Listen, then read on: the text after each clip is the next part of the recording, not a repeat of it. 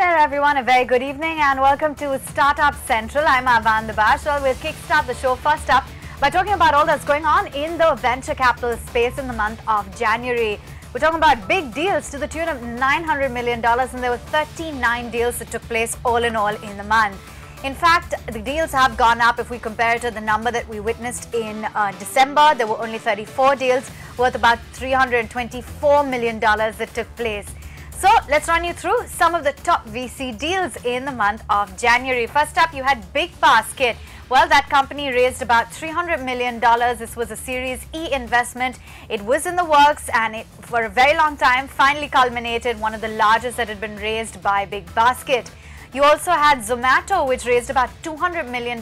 This was by Ant Financials, and it was a secondary share sale of about $50 million. And then you had the company diluting their stake in Zomato to about 30.9% post that capital infusion, $200 million.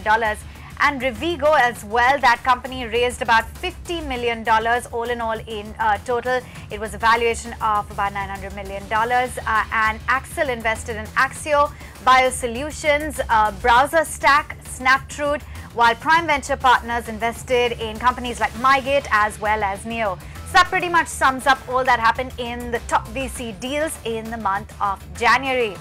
Let's shift gears then and focus in on some news. And it seems like it's tax troubles for e-commerce major Flipkart.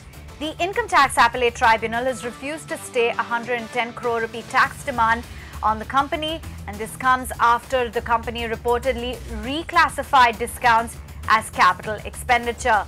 My colleague Rahul Dayama joins in with all of the details. Rahul, a massive setback for Flipkart. Take us through what exactly worked against the company in this case.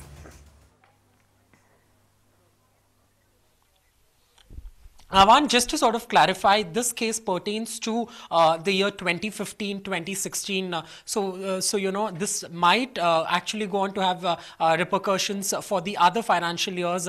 To break it down for you, really, it's a fact that all e-commerce players do give out discounts, spend a lot amount of money on marketing as an expense, but they really categorize it as a revenue expense. But the tax department has made it clear that all the discounts or the marketing expense should rather be categorized as a capital expense. So it sort of becomes an income because they believe that all of this really helps them build their brand. So if e-commerce players were to categorize their discounts or marketing expenses under the capital expense, they would actually turn profitable, which is really the case at this case as well. So in financial year 2016, while Flipkart said that it has reported a loss of about 800 crores, if they actually, once the tax department sort of recategorized the expenses, it actually turned out to make a profit. So this really has worked against Flipkart. The tax issue has been bothering these players for quite some time now, but remember, as I mentioned again, this case pertains to financial year FY16 really. So if it goes on to go against them, the hearing will continue from Feb to end. So if it goes on to go against them, this could sort of also add up to their tax liability for the other years as well.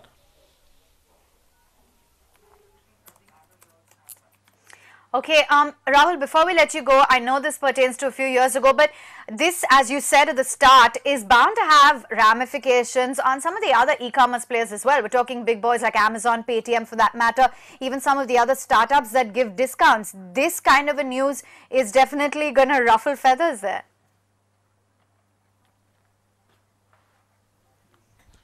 Definitely, you know, even analysts are sort of expecting that this will definitely have an impact on other e-commerce players, because the model, say for an Amazon or a Paytm Mall or a Snapdeal that it was a few months back really is the same. So discounts are here to stay during festive season. All of it, they do give out huge discounts. So the entire mathematics of the balance sheet for these e-commerce players or startups will change if this really really becomes a liability for them to report expenses of discounts as a capital expense.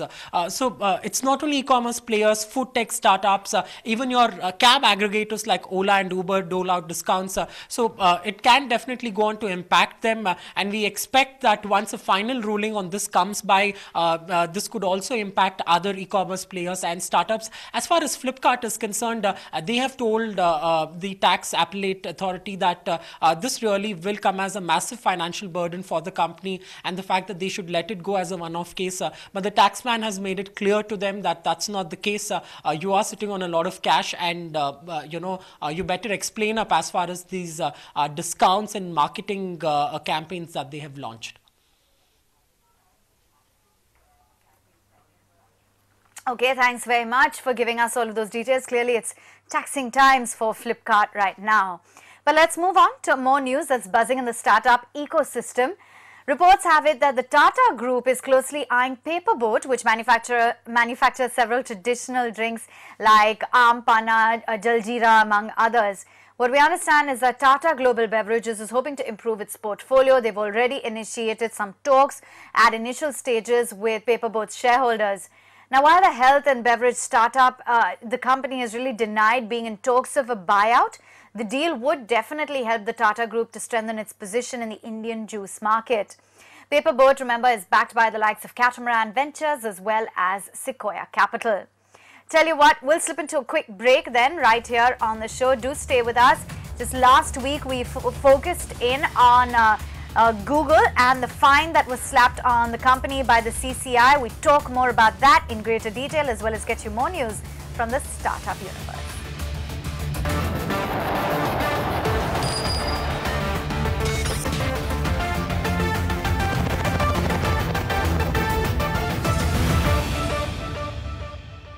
Welcome back. Still tuned in to Startup Central. Now, in a big blow to Google being a fair search engine, India's competition watchdog, the CCI, has found Google guilty of abusing its position of dominance and fined the company 5% of the direct advertising revenue. Google has been dragged to the CCI by Matrimony.com. Let's get you the man who beat Google. We have none other than Naval Chopra, partner Chardol Amarchand Mangaldas, and he's joining in because to talk a little bit more about this. And Naval, thank you so much for taking time out to be with us. To begin with, India is only the second in the world after the European Union to rule against Google for abusing its dominant position. What sealed the deal with the antitrust regulator? So the CCI has been very cautious when it comes to passing this order. You will recall that the investigation actually started way back in 2012, and the investigation itself lasted almost 3.5 years. And from the date of the last hearings in the matter to the passing of this final order, it's been almost a year as well. So they've been very careful in analyzing the evidence, in looking at the arguments of both parties, and indeed the comments received by stakeholders, and have passed what is a landmark judgment for which they should really be commended. Now, the big question is what kind of a ripple effect this is going to have. Do you think this is going to open up a Pandora's box? Because Matrimony.com is not a small fry. Do you think other companies, other websites that are smaller than Matrimony could actually fight similar cases against Google? Absolutely. I think the order sets a great foundation. It lays the ground in terms of the principles.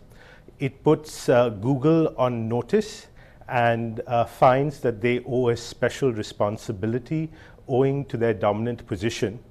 And it definitely alerts and educates companies, startups, and consumers on the fact that despite Google's dominance, Google is required, and in fact, as a result of its dominance, is required to ensure that competition is not distorted and it does not favor itself. Now, what about the 5% penalty on a turnover of 36 crore rupees?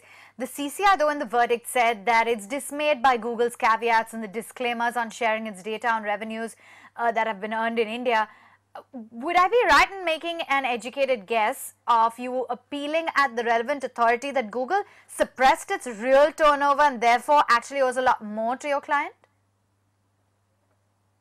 So you're definitely right in assuming that the CCI itself believes that Google's revenue figures were underestimated and that the penalty should have been higher. In terms of what next, both Google and us are studying the order and are deciding on whether we should appeal this decision or not. It's unlikely that anyone will go back to the Commission to ask them to review or revise their order, but the action hasn't ended at the CCI yet. You must remember that the CCI also has the power to levy penalties against individuals within a dominant company who were party to this abuse or who allowed this abuse to continue.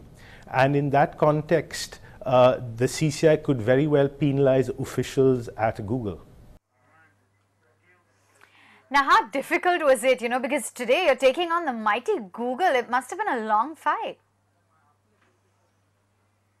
Well, it was definitely a challenge that we enjoyed. We normally act for the Goliaths, so it was a refreshing change to act for David. And David finally won, so it made the struggle worth it. I do also constantly check my search result page to see whether Google is demoting me or not. Yeah, that'll be interesting to see, but really taking on a behemoth, if you will. So, before we let you go, Naval, what exactly does this mean for India? What does this mean for the global image of our competition watchdog? And more importantly, what does this mean for global giants who are now doing business in India? So as I said earlier, this judgment sets the foundation. Whilst the judgment focuses on flight commercial units, what is very important is that it sets down a principle that Google cannot and should not use disproportionate real estate to plug its own product.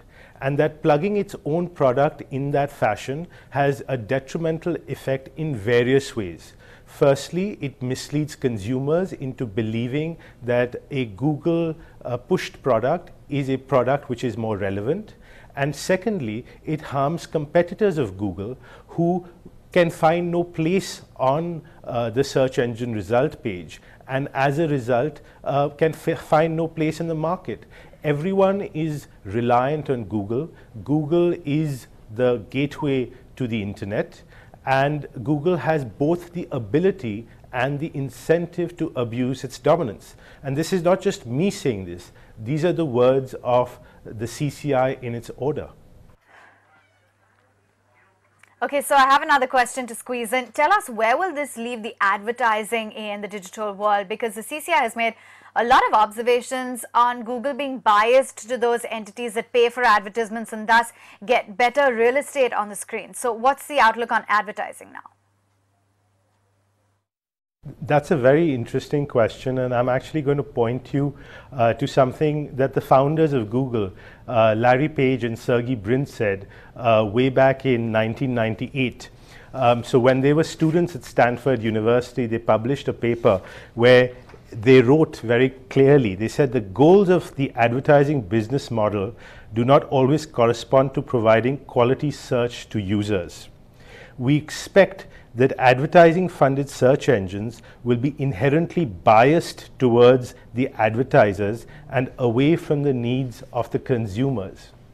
They also added another aspect to it, and which sort of explains the difficulty that the CCI had in finding in favor of Bharat Matrimony on each of the issues, which is something that the Director General, the investigative arm, did. In their paper, they wrote, since it is very difficult even for experts to evaluate search engines, search engine bias is particularly insidious. Interesting words, and I'm responding to your question directly from the horse's mouth. Great chatting with you. Thanks so much for giving us a backgrounder, and really talking to us about what the implications of such a big case would be on some of the other major companies. Thanks, Naval, for joining in. Well, let's move right on. And on the show today, we take you inside Microsoft India's garage. And it's a hub innovation, giving employees space and resources to build something on their own. They don't necessarily have to chase professional goals, but build fun stuff as well. So my colleague Rahul Dayama caught up with Reena Yadav, the director of the garage. For more, let's take a closer look. The garage essentially, we focus on two things. One is we are an agent for cultural change within the organization, and we want to create a very learning-oriented culture, which is, what we call the growth mindset. Apart from that, we also want to make sure that people are innovating more. They are trying experiments and they're learning from whatever they are doing. In this process, we encourage people not just to work on ideas that make immediate business sense, but we also encourage people to work on ideas that may just seem like some fun ideas to experiment with. The second aspect of the garage is that we provide a physical space, like the space that we are standing in right now, for them to utilize the tools and technologies that are made available and work and create new stuff. Right? But you have a 3D machine stocked up, you have a lot of tools and all of it stocked up. What is it that, when an employee sort of walks in, what is it that they're really looking for? Is there something that's really a hit among employees? Because I saw a lot of 3D printing, on Star Wars and things like that, so a lot of fun stuff also that happens here. Yes. So people look forward to many things, right? I mean, there is different groups of people, and there is a community that people want to reach out to. I want to learn IoT.